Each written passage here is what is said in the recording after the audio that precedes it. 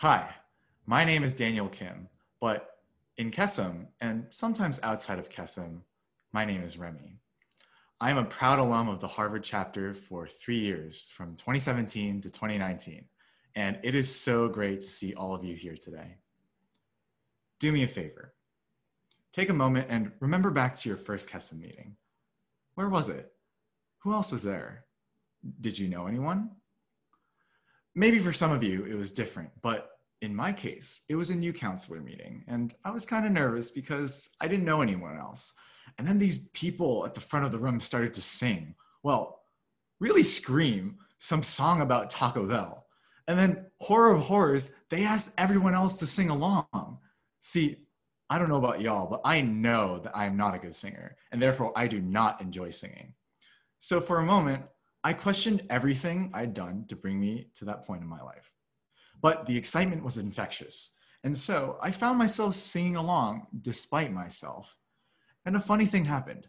Our voices blended together, and singing wasn't actually as embarrassing or as scary when I was singing with everyone else. In fact, I started really getting into it, and we sounded pretty good. Well, I'm actually not sure because we were laughing too much and having too much fun to really tell. Now you can catch me competing to be the loudest singer whenever a camp song breaks out. That first counselor meeting reflects a lot on my Kesem experience.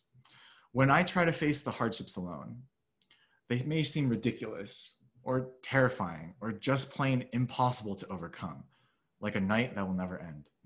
But when I face those same hardships together with my Kesem community, ridiculous becomes unique. Terrifying becomes exhilarating, and impossible becomes possible. My Kesem community gives me the support and encouragement necessary to turn those seemingly endless nights into a new dawn. Okay, it may seem like an obvious statement. Community is important. At least for me, I've been hearing it all my life, especially from my mom.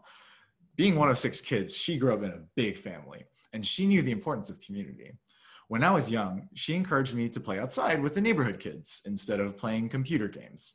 And she'd host these huge dinners every weekend for family friends, work friends, friends of friends, you name it. But cancer, as we are all well aware, has a way of short-circuiting your normal ways of living and of thinking. See, my mom was diagnosed with breast cancer during my senior year of high school. And as the disease took its toll, those huge dinners became less and less frequent, and our interactions became more and more about her cancer.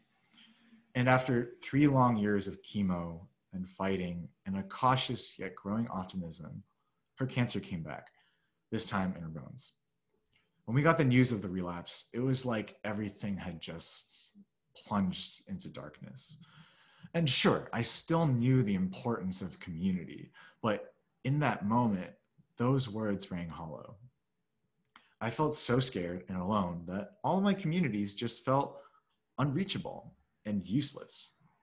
Yet, almost subconsciously, as soon as I could later that day, I called my closest friends in Kesem and the directors, and God bless their souls, they picked up after 1 ring. I remember being so stunned from the news that we spent most of those calls in silence, but just knowing that my Kesem friends were present for me in my worst times, even over the phone, gave me a hope and energy that I could not have found anywhere else. And from that, I got better at opening up about my mom's story with cancer and feeling genuine connection with my other communities again. I have since relied on my Kesem community many, many times to turn nights into dawn. Particularly during my senior year of college, I became the co-director of Harvard's Kesem chapter. And I was so freaking terrified. I'd never led an organization before, and we had so many things we had to accomplish: raise funds, reach out to our community, and train counselors. But I knew firsthand the strength and potential of my Kesem community. So I was comforted by the fact that I could rely on them from the get-go.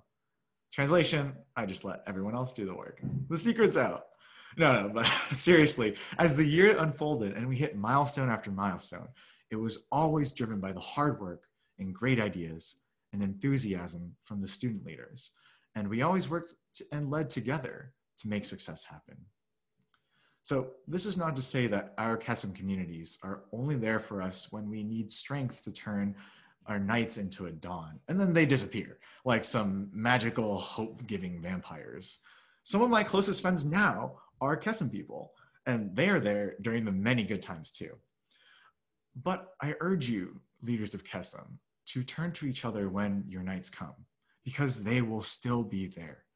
They will show up through bad and good. And the year can get really tough, and the same can be said about life as well. And especially with the pandemic, it is so easy to feel disconnected. But I hope that in those tough times, you and your Kesem communities can be each other's daybreaks, just like mine was for me. Thank you.